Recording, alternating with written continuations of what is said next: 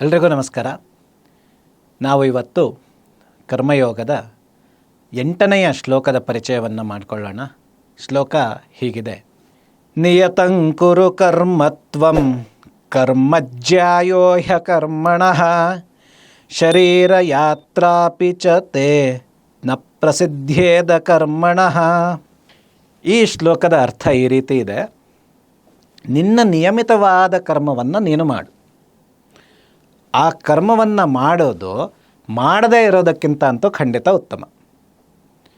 ಯಾಕಂದರೆ ಈ ಶರೀರ ಅನ್ನೋದು ಉಳಿಬೇಕು ಅಂತಾದರೆ ನೀನು ಕರ್ಮವನ್ನು ಮಾಡ್ತಾನೆ ಇರಬೇಕು.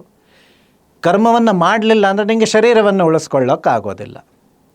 ಹಾಗಾಗಿ ನಿನ್ನ ನಿಯಮಿತವಾದ ಕರ್ಮವನ್ನು ಮಾಡು. ಇನ್ನು ಆ ಕರ್ಮ ಯಾವಾಗ ಒಳ್ಳೆಯ ಕರ್ಮ ಆಗತ್ತೆ ಅಂದರೆ ಅದರ ಪರಿಣಾಮವನ್ನು ಬಿಡು, ಅದರ ಸುತ್ತ ಇರೋ ಆಸೆಗಳನ್ನು ಬಿಡು. ಈ ರೀತಿಯ ಅರ್ಥವನ್ನು ಈ ಶ್ಲೋಕ ನಮಗೆ ಕಟ್ಟಿಕೊಡ್ತಾ ಇದೆ. ವಚನ ಸಾಹಿತ್ಯದಲ್ಲಿ ನಾವು ಕೇಳಿದ್ದೀವಿ, ಸ್ಥಾವರ ಕಳಿವುಂಟು ಜಂಗಮ ಕಳಿವಿಲ್ಲ ಅಂತ. ಸ್ಥಾವರ ಅಂದರೆ ಯಾವುದು ಒಂದೇ ಜಾಗದಲ್ಲಿ ನಿಂತಿರುತ್ತೋ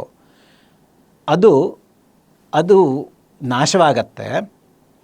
ಜಂಗಮ ಯಾವುದು ಕ್ರಿಯಾಶೀಲವಾಗಿರುತ್ತೋ, ಯಾವುದು ನಿಷ್ಕ್ರಿಯವಾಗಿರೋದಿಲ್ವೋ ಅದಕ್ಕೆ ಅಳಿವಿಲ್ಲ, ಅದು ಸ್ವಲ್ಪ ಜಾಸ್ತಿ ಕಾಲ ಇರತ್ತೆ ಅಂತ. ಕೆರೆಯ ನೀರು, ನಿಂತ ನೀರು ಅದು ಹಾಳಾಗುವ ಸಾಧ್ಯತೆ ಜಾಸ್ತಿ. ನದಿಯ ನೀರು, ಹರಿಯುವ ನೀರು ಹಾಳಾಗುವ ಸಾಧ್ಯತೆ ಕಮ್ಮಿ. ಅಷ್ಟು ಮಾತ್ರ ಏನು, ಯಾವುದೋ ಮನೆಯಲ್ಲೇ ಸುಮ್ಮನೆ ಒಂದು ವಸ್ತುವನ್ನಿಟ್ಟರೆ ಅದಕ್ಕೆ ಗದ್ದಲ ಹಿಡಿಯೋ ಸಾಧ್ಯತೆಯೂ ಜಾಸ್ತಿ.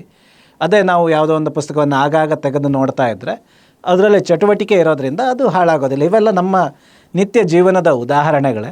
ಇದನ್ನೇ ಕೃಷ್ಣ ಹೇಳ್ತಿದ್ದಾನೆ, ನೀನು ಸುಮ್ಮನೆ ಕೂರ್ತೀನಿ ಅಂದರೆ ನಿನ್ನ ಶರೀರವನ್ನು ಉಳಿಸ್ಕೊಳ್ಳೋಕ್ಕಾಗೋದಿಲ್ಲ, ನಿನಗೆ ಯಾವ ಕರ್ಮವನ್ನು ಮಾಡೋಕ್ಕಾಗೋದಿಲ್ಲ. ಕರ್ಮ ಮಾಡಲಿಲ್ಲ ಅಂದರೆ ನಿನಗೆ ಕೊನೆಯಲ್ಲಿ ಏನು ಗುರಿ ಇದೆ ಅದನ್ನು ತಲುಪಲಿಕ್ಕಾಗೋದಿಲ್ಲ. ಹಾಗಾಗಿ ನೀನು ಕರ್ಮ ಮಾಡೋದೇ ಸರಿ, ನಿನ್ನ ನಿಯಮಿತವಾದ ಕರ್ಮಗಳನ್ನು ಮಾಡೋದೇ ಸರಿ ಅಂತ. ಇದೇ ಮಾತನ್ನು ಕಾಳಿದಾಸ ತಗೊಳ್ತಾನೆ ಕುಮಾರ ಸಂಭವದಲ್ಲಿ. ಪಾರ್ವತಿ ಮತ್ತು ಈಶ್ವರರ ಸಂವಾದದಲ್ಲಿ ಪಾರ್ವತಿ ತಪಸ್ ಮಾಡ್ತಾ ಇದ್ದಾಗ ಈಶ್ವರ ಭಿಕ್ಷುವಿನ ರೂಪದಲ್ಲಿ ಬಂದು ಹೇಳ್ತಾನೆ, ಶರೀರ ಮಾಧ್ಯಂ ಖಲು ಧರ್ಮ ಸಾಧನಂ. ನೀನು ಪಾರ್ವತಿ, ನೀನು ತುಂಬ ಕಾಲ ಬದುಕಬೇಕಾದವಳು, ನೀನು ಆ ಯಾರೋ ಈಶ್ವರ ಅಂತ ನೀನು ಈ ರೀತಿ ತಪಸ್ಸು ಮಾಡಿ ನಿನ್ನ ಶರೀರವನ್ನು ನೀನು ಯೋಚನೆ ಮಾಡದಿದ್ದರೆ, ನಿನಗೆ ಅನಾರೋಗ್ಯ ಆದರೆ, ನಿನಗೆ ಬದುಕೋಕ್ಕಾಗಲಿಲ್ಲ ಅಂದರೆ ನೀ ಹೇಗೆ ಧರ್ಮ ಮಾಡೋಕ್ಕಾಗತ್ತೆ? ನೀನು ಹೇಗೆ ಸರಿಯಾದ ಕೆಲಸಗಳನ್ನು ಮಾಡೋಕ್ಕಾಗತ್ತೆ?